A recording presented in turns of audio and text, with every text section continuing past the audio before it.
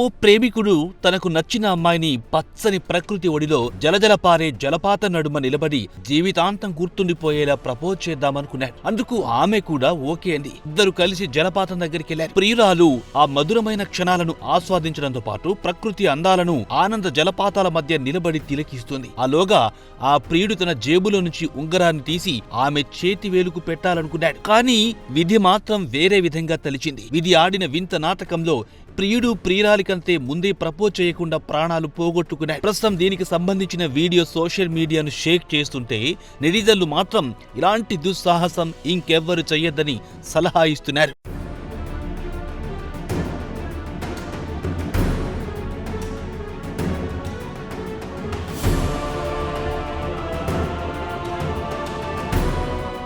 ఇంతకీ ఏం జరిగిందనే విషయానికి వస్తే చాలా మంది తమ ప్రియురాలికి ఓ ప్రత్యేకమైన పద్ధతిలో ప్రపోజ్ చేయాలని కోరుకుంటారు. ఆ క్షణం జీవితాంతం గుర్తుండిపోతాయి. కొందరు ప్రేమికులు ప్రకృతి ఒడిలో హాయిగా తమ ప్రేమ వ్యక్తపరచడానికి ప్రాధాన్యతనిస్తారు. అలాగే ఓ ప్రేమికుడు తన ప్రేమను వ్యక్తపరచడానికి జలపాతం ప్రాంతాన్ని ఎంచుకున్నాడు. తన ప్రియురాలు కూడా జలపాతం అనేసరికి ఎగిరి గంతేసింది. ఇద్దరు కలిసి జలపాతం దగ్గరికి వెళ్లారు. పారే నీటి మధ్య నిలబడ్డారు. ప్రియురాలు ప్రకృతి అందాలను తిలకిస్తూ సంతోషంగా నిలబడింది. ఇదే కరెక్ట్ టైం అనుకున్న ప్రియుడు తన జేబులో నుంచి ఉంగరాన్ని తీసి ఆమె వేలుకు తొడుగుదామనుకున్నాడు. కానీ బ్యాడ్ లక్. అదే సమయంలో అకస్మాత్తుగా అతని కాలు జారి వేగంగా ప్రవహించే జలపాతంలో పడిపోయాడు.